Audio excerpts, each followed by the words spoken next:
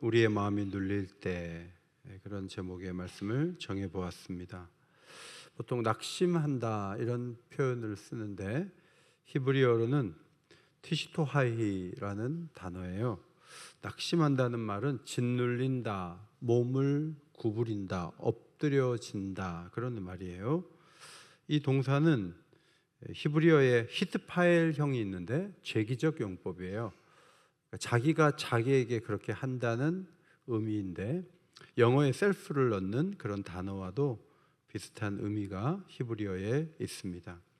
외적인 요인이 작용해서 자기가 그렇게 됐다는 것을 의미하기도 하지만, 자기 스스로가 그렇게 해석함으로 이유를 자기 자신이 갖고 자기 자신을 그렇게 만든다 했을 때 낙심한다, 재기적 용법을 사용하게 됩니다.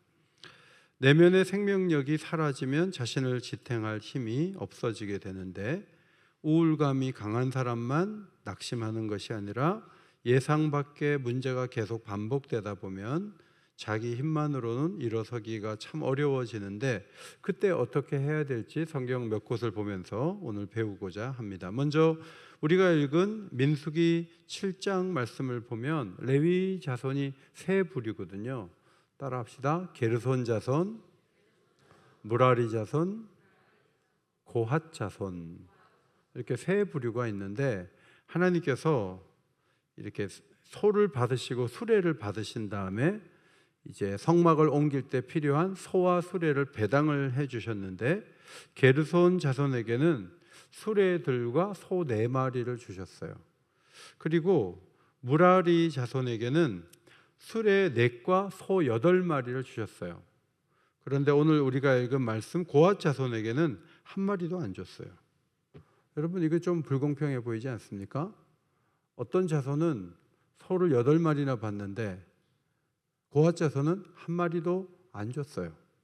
그런데 분명히 하나님 말씀에 이렇게 기록되어 있죠. 너희들은 어깨로 매는 일을 하니까, 수레에 실는 일이 아니라 어깨에 매는 일을 하니까 수레도 소도 필요 없다. 이것이 하나님의 입장이었던 거죠.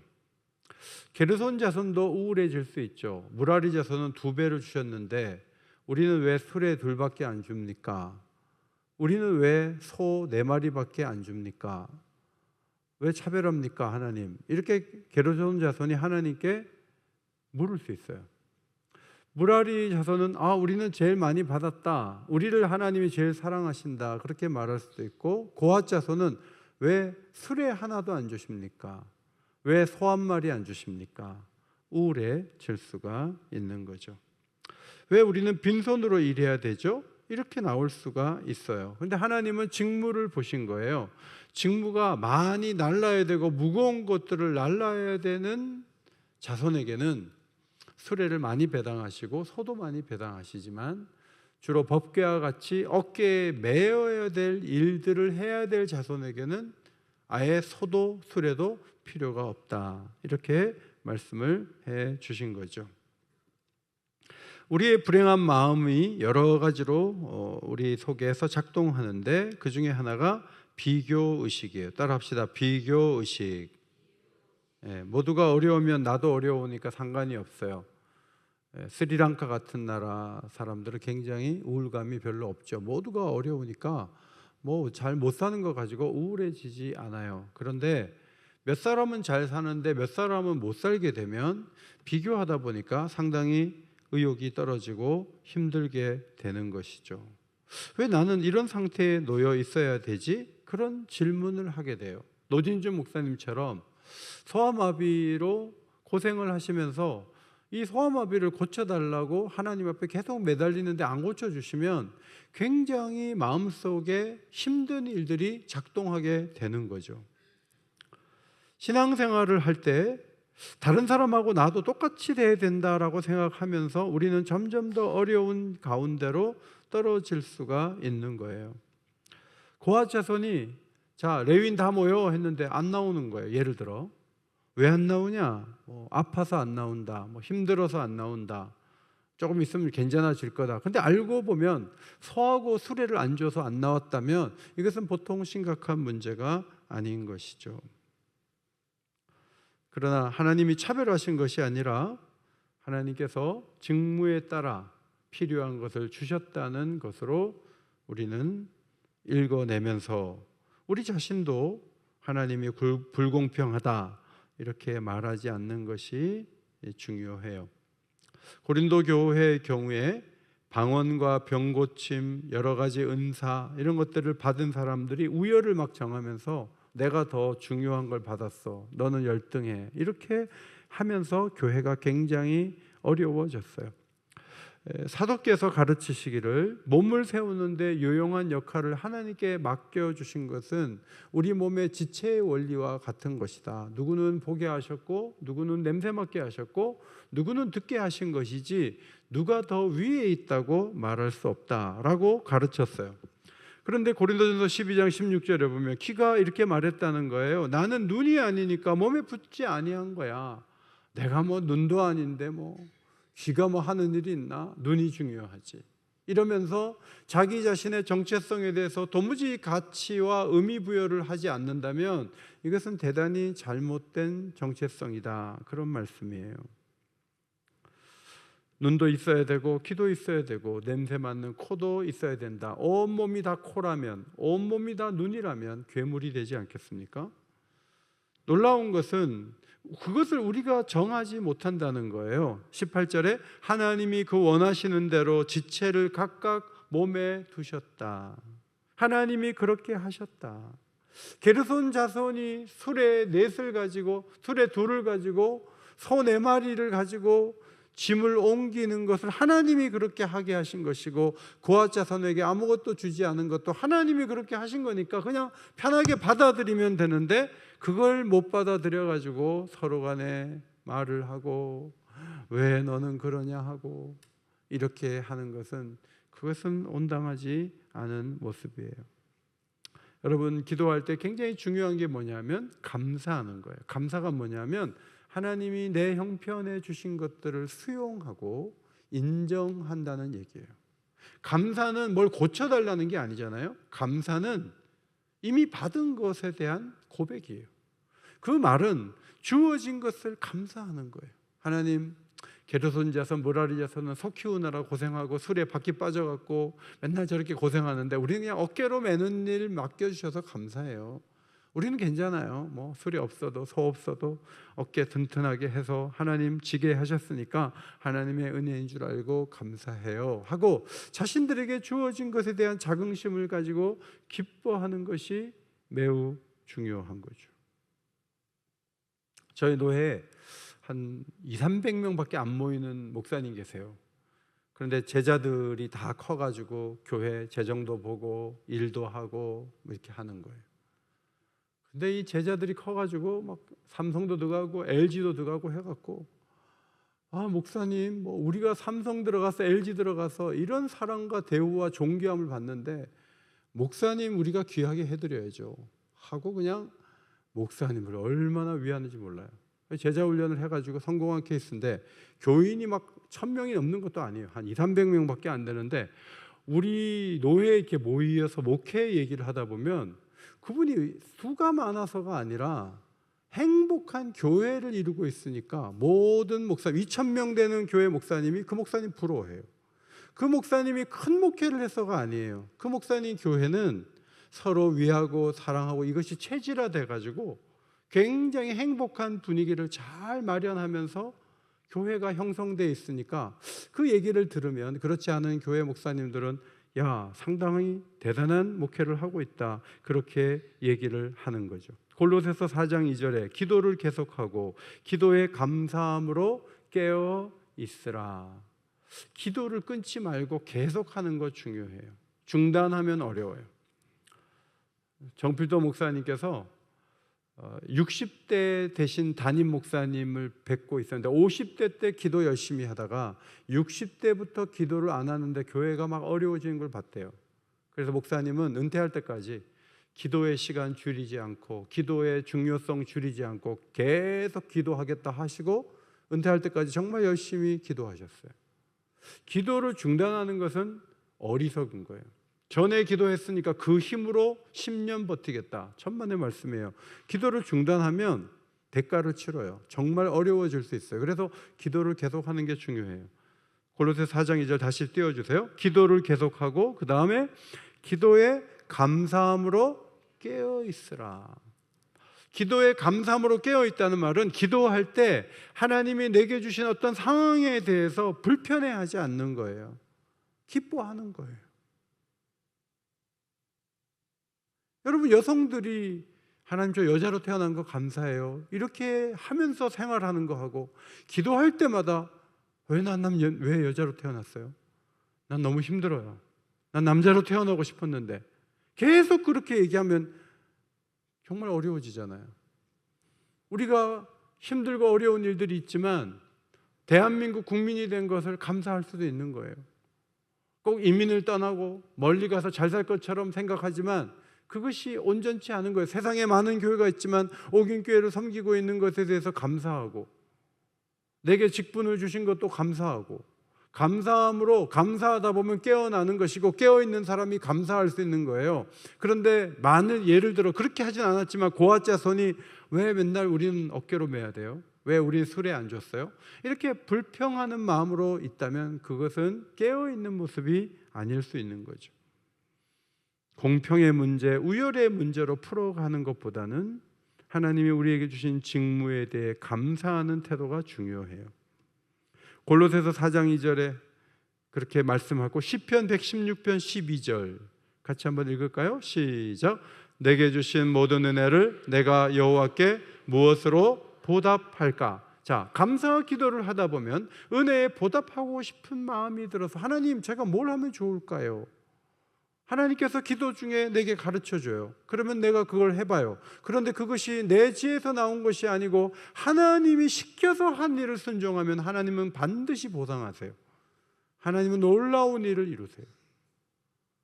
하나님, 내게 주신 은혜가 너무 큰데 내가 뭘로 보답할까요? 내가 좀 가난한 분들 좀 도와주고 싶어요.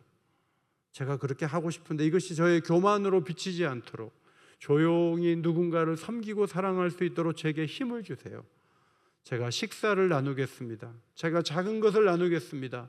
이 일에 하나님이 힘 주세요. 보답할까 생각하다가 선한 일을 계획하고 움직여 보세요. 그러면 하나님께서 야, 네가 그렇게 은혜를 보답하려고 움직여? 알았어. 나도 너에게 채워줄게. 이런 일들이 계속 연속되는 것이 성도의 삶의 기쁨이 아니겠습니까? 시편 42편 5절에 내 영혼아 내가 어찌하여 낙심하며 어찌하여 내 속에서 불안하여 하는가? 너는 하나님께 소망을 두라. 그가 나타나 도우심으로 말미암아 내가 여전히 찬송하리로다. 자, 이 사람은 자기가 자기한테 말하는 거예요. 고라 자손이거든요. 레위인이에요. 내 영혼아 너 왜 자꾸 낙심하고 왜 불안해해? 그러지 마. 하나님께 소망을 둬. 그러면 그분이 나타나서 너를 도와줄 거야. 그럼 넌 여전히 옛날처럼 찬송할 수 있어 하고 자기가 자신에게 설득을 하는 거죠. 여러분, 이 사람은 과거에 찬송하고 예배를 인도했던 사람이에요. 인도한다라는 이 에다뎀이라는 히브리어는 행렬을 이끌다, 앞장서서 천천히 걷다 그런 뜻이에요. 고라제사는 예배 시간에 악기를 연주하거나 성전 입구에 서서 문지기처럼 보이지만 예배 질서를 잡던 사람이어서 예배가 되게끔 기획하거나 움직이는 일에 굉장히 중요한 역할을 했던 사람이에요. 근데 이 사람이 어떤 어려움을 겪어서 지금 예루살렘에 있지 않고 예배를 섬기는 일을 이제 못하게 된 거죠. 그래서 굉장히 힘든 시간을 보내는데 옆에 사람이 이렇게 말하는 거예요. 네 하나님이 어디 있어? 너희 하나님 어디 있어? 널 보면 하나님 없는 게 틀림없어. 이런 식으로 말을 한다는 거죠. 이전에는 기쁨과 감사의 소리를 내며 사람들을 인도하고 예배했던 사람이 지금은 예배를 드리지 못할 뿐만 아니라 옆에서 하나님도 외면한 사람이 틀림없어. 이런 얘기가 들려오니까 얼마나 마음이 아팠겠어요. 그런데 이 사람은 영성이 있어서 자기에게 나쁜 말을 하는 사람을 주목하기보다는 자기가 자신에게 말하는 거예요. 지금 예배도 못 드리고 너 하나님 어디 있어? 라는 얘기를 듣고 있지만 그 사람들을 상대해서 그 사람 어떻게 해달라 그런 얘기하기보다는 자기가 자기에게 말하는 거예요. 너 낙심하면 안 돼. 너 왜 불안해해? 그렇게 하지 마. 하나님만 바라면 하나님이 도우실 거야 라고 자기가 자기를 지금 설득하고 있는 것은 이 사람의 영성의 모습을 보여주는 거죠. 5절에 너는 소망을 하나님께 두라. 한번 읽을까요? 시작. 너는 소망을 하나님께 두라. 조롱하는 말이나 현 상황에 눌리지 말고 하나님께 소망을 두라고 자기가 자신에게 말해요. 자기가 예루살렘에 있던 사람인데 6절에 보면 요단 땅과 헤르몬과 미살산에서 주를 기억한다 그랬어요. 이스라엘 지도를 보면 북쪽에 있는 지역에 이 사람이 있었던 것 같아요. 그들이 이 시인이 머물러야 했던 이 자리는 영적 유배지와 같은 곳이고 척박한 땅이었어요. 정치적 박해를 받거나 전쟁으로 인해 피신에 갔거나 포로로 끌려가는 중에 이 시를 적은 것으로 보입니다. 그런데 그곳에서 예루살렘 쪽을 바라보면서 하나님을 기억하는데 산에서 막 물이 떨어지는 소리가 막 들려요. 그런데 그거는 그 물소리 속에서 자신의 고통을 느끼는 거예요. 폭포수와 파도 아래 잠기는 듯한 자기 자신을 발견하면서 자기가 침몰되는 느낌을 받으면서 또 귓가에는 원수들이 찌르는 말이 막 들려와요. 내 하나님 어디 있어? 내 하나님 어디 있어? 이런 비방의 소리가 막 들려와요. 그때 하나님 앞에 이 자신의 상황을 그대로 소개하면서 자기에게 말하는 거예요. 너 소망을 하나님께 둬야지. 그러면서 그가 믿음의 고백을 한 게 11절이에요. 자, 11절 같이 읽겠습니다. 시작. 나는 그가 나타나 도우심으로 말미암아 내 하나님을 여전히 찬송하리로다. 이 말은 예루살렘으로 언젠가 돌아갈 것이고 고라자손으로서 해야 될 레위인의 역할을 앞으로 감당하게 될 것인데 그것은 자기의 지혜로 말미암은 것이 아니고 하나님의 도우심으로 말미암아 앞으로 그 일을 하게 될 거야 라고 자기가 자신에게 말하는 것이죠. 우리 마음에도 이와 비슷한 대조가 있을 수 있어요. 모든 사람은 다 늙잖아요. 가끔 구글에서 포토 그 옛날 사진을 사진첩에서 10년 전 사진, 8년 전 사진 이렇게 막 띄워주잖아요. 그죠? 딱 여기 보면 분명히 자기인데 자기가 아닌 모습을 보죠. 와, 엄청 젊었었네. 아, 이거 좋았었네.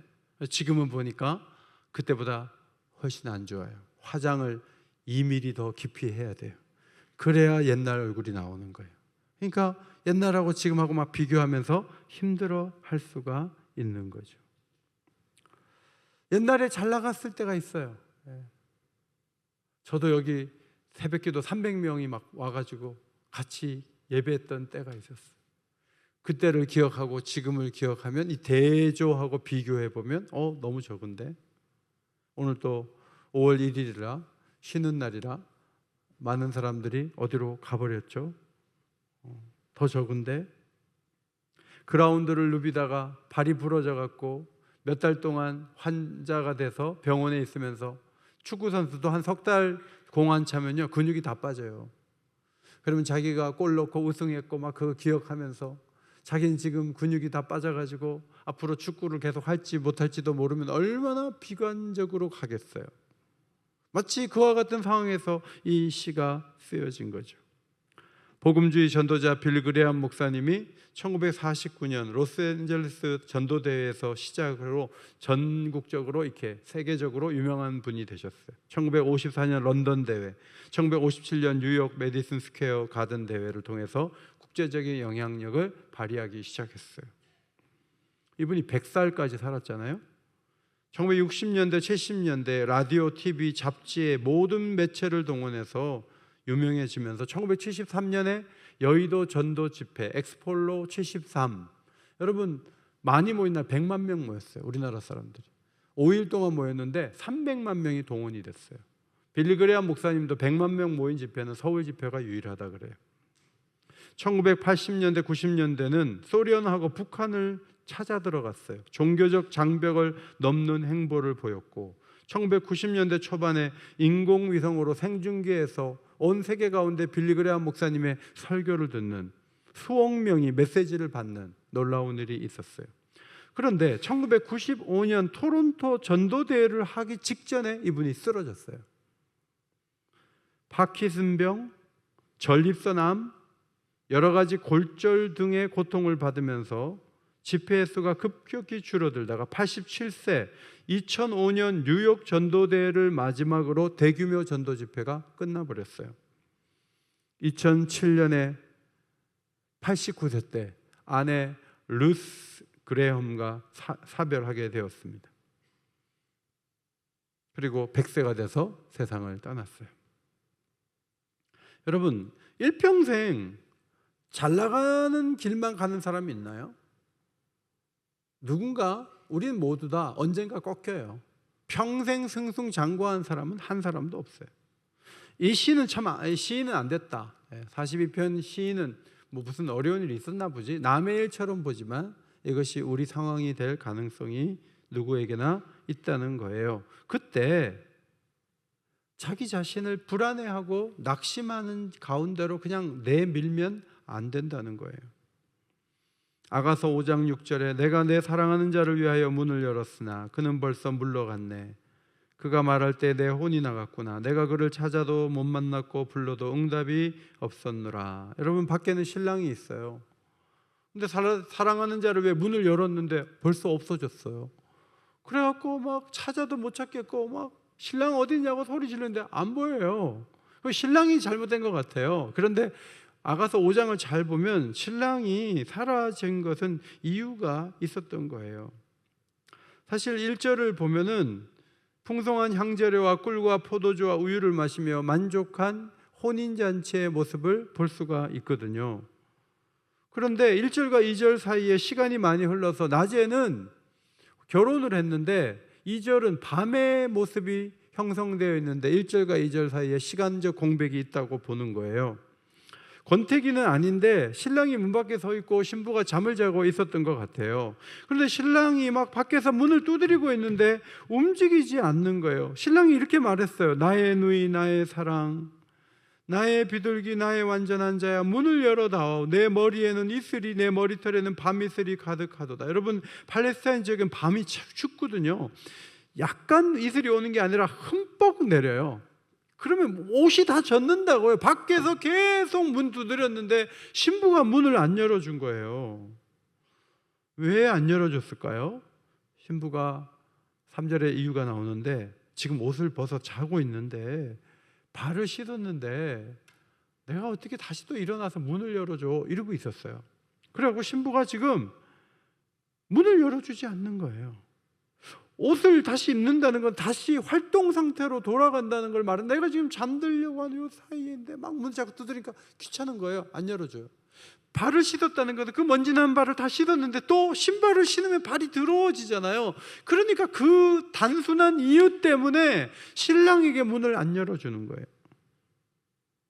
여러분, 신부가 왜 이렇게 돼버렸죠? 일종의 신앙생활의 영적 나태함을 보여주는 대목이에요. 말로는 이렇게 얘기해요. 저는 주님의 음성을 듣기만 해도 마음이 설레거든요. 그런데 몸은 안 움직여요. 몸을 좀 움직이라 그러면 여러 가지 이유가 많아요. 여러분, 엄마가 애들 사랑하는데 도시락 싸는데 못 싸는 이유가 많나요? 저희 자부들 보니까 자기는 안 먹고 애만 먹이더라고요. 자기는 배고파도 애 입에 하나 넣으려고 막 무슨 수를 써서라도 입에 넣으려고 그래요. 엄마는요, 애들 밥 먹일 때 이유가 없어요. 무조건 자기 희생을 해요. 주님을 향한 사랑도 옷을 입어야 되니까 신발을 또 신어서 내가 어떻게 발을 더럽혀. 여러분, 그러면서 안 나오다가 신랑이 없어진 거예요. 이것은 자기 잘못이에요. 사랑은 타이밍이 중요해요. 사람은 타이밍이 중요해요. 작은 게으름이 큰 상실을 불러올 수 있어요. 내가 오늘 너 했는데 항상 저쪽에서 기다리지 않아요. 내가 오늘 너 하는 게 맞는지를 생각하고 너 해야 돼요. 주님께서 얼마나 간절하게 문을 두드리는데, 주님, 저는요 안 되거든요. 내가 이유가 있어요. 그리고 주님께 문을 열어주지 않아요. 그런데 정작 주님을 모셔오려고 하니까 주님이 안 보이는 거예요. 신부는 밤거리를 헤매면서 신랑을 간절하게 찾아다니다가 사람들, 예루살렘 딸들에게 이렇게 말하죠. 8절, 너희에게 내가 부탁한다. 내 사랑하는 자를 만나거든 내가 사랑함으로 병이 낫다고 하려무나. 자기가 너무 지금 그리워한다고 얘기하는 거예요. 사실 자기가 자초한 일이긴 하지만 이제는 간절히 그분을 찾는 거죠. 근데 사람들이 그래 빨리 우리도 도와줄게 이러면 좋은데, 아니 그렇게까지 밤에 막 돌아다닐 정도로 그렇게 좋은 사람이야? 네가 만난 사람이? 이제 이런 식으로 얘기를 하는 거죠. 당신 신랑이 정말 가치 있는 존재야? 사랑하는 사람은 누구에게나 있는데 우리가 사랑하는 사람보다 네가 사랑하는 사람이 훨씬 더 가치 있고 중요한 사람이야? 이렇게 얘기가 들려오는 거죠. 그 얘기를 들으면서 그렇지, 우리 신랑은 정말 소중한 분이시지, 이렇게 마음의 정리를 하면서 5장 10절로 16절에 자기 신랑에 대한 용모를 얘기를 해요. 머리는 승군 같고 이분은 최고의 권위를 가졌다는 거예요. 머리털은 까마귀같이 검대요. 시들지 않은 젊음과 활력을 갖고 있다는 거예요. 이분의 눈은 시냇가의 비둘기와 같대요. 온유하며 순결하고 깊은 통찰력을 갖고 있어요. 그분의 뺨은 향기로운 꽃밭과 같아요. 어디로 봐도 매력이 있고 기쁨을 주는 성품이 있다는 거예요. 그분의 입술은 백합화와 모략즙과 같아요.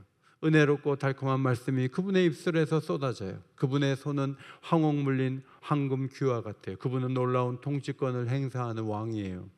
그분의 다리는 승군 받친 화반석 기둥과 같아요. 그분은 견고하고 결혼한 행보를 이어가고 있다고 얘기를 하면서 우리 신랑은 대단한 사람이거든 이라고 얘기를 합니다.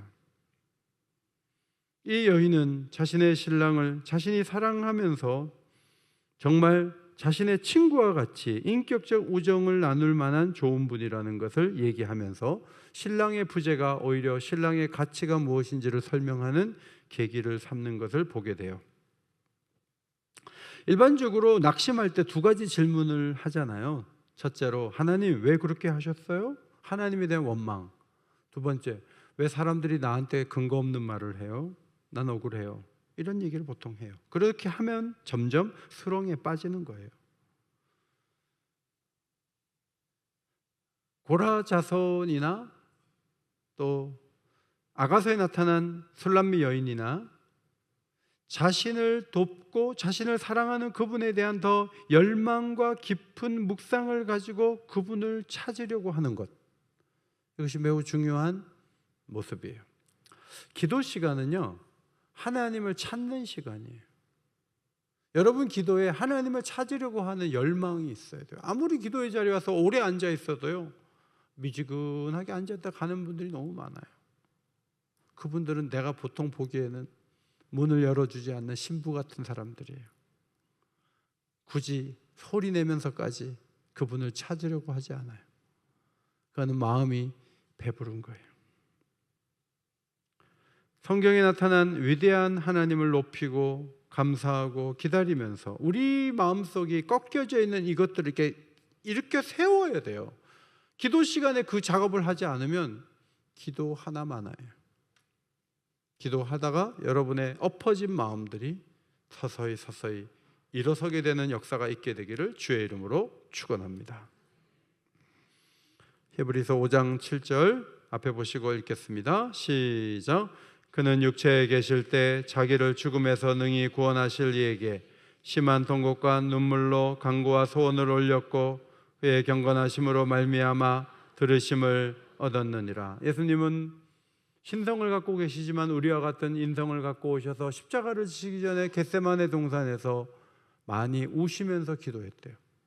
통곡과 눈물로 간구와 소원을 올리셨대요. 주님의 통곡의 기도를 하나님이 받으시고 순종하려는 마음을 받으시고 예수님을 영원한 구원의 근원이 되게 하신 거예요. 하나님 뭐 이런 식으로 구원을 설계하십니까? 꼭 십자가로 나를 이렇게 죽여야지 하나님이 되는 거예요? 이건 아니죠. 이렇게 따지지 않았어요. 나쁜 재판과 이 시기심 때문에 내가 이 십자가에서 죽어야 되는데 이건 말도 안 되는 얘기예요. 하나님께 항의하지도 않았어요.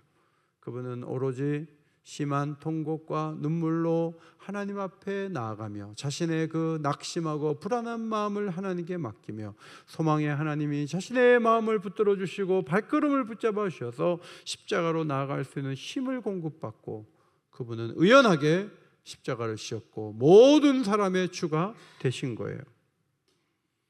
우리가 마음이 눌릴 때 오늘 성경을 통해서 몇 가지 배워야 될 부분을 정리해요. 첫째로, 그렇게 하지 않았겠지만 고앗 자손처럼 우리 왜 수레 안 줘요? 왜 소 안 줘요? 그런 식으로 하지 마세요. 그 사람은 그 사람대로 사는 거고 난 나대로 사는 거예요. 그러니까 절대로 비교하면 안 돼요. 두 번째로, 고라 자손처럼 소망의 하나님을 바라보라고 스스로에게 말하시기 바랍니다. 스스로에게 낙심하지 말라고 말하셔야 돼요. 기도하면서도 낙심하지 마라, 여러분 자신에게 말할 필요가 있어요. 세 번째, 아가서 5장의 술람미 여인처럼 전능자의 부재 상황을 볼 수 있지만 주님이 얼마나 소중한지를 고백하는 계기로 삼아야 돼요. 저희도 자녀들이 다 떠나니까 애들이 그리울 때가 있어요. 애들이 있을 때가 참 좋았다. 여러분 결혼하기 전에 애들하고 같이 있는 거 너무 귀한 시간이에요. 저것들 다 없어지면 좋겠다 이런 말 하지 말고, 없어지면 외롭지 뭐. 빈 둥지가 뭐 좋아요. 애들이 있을 때 그래도 좋죠. 그러니까 애들도 있을 때가 좋지만 하나님이 안 보이고 하나님께서 적절하게 도와주지 않는다는 생각을 할 때 오히려 주님이 얼마나 귀하고 주님이 함께 하셨을 때 얼마나 좋은 일이 일어났는지를 기억하고 고백하는 계기를 삼는 게 너무너무 중요하죠. 네 번째, 히브리서 5장의 예수님처럼 어렵고 힘들 때 울면서 기도하면 돼요. 하나님께 맡기고 하나님 뜻에 순종하려고 하고, 그러면 하나님 우리를 더 값지게 사용하신다는 것이죠. 이 말씀을 따라 마음을 일으킬 수 있는 기도의 시간 되시기를 예수의 이름으로 축원합니다.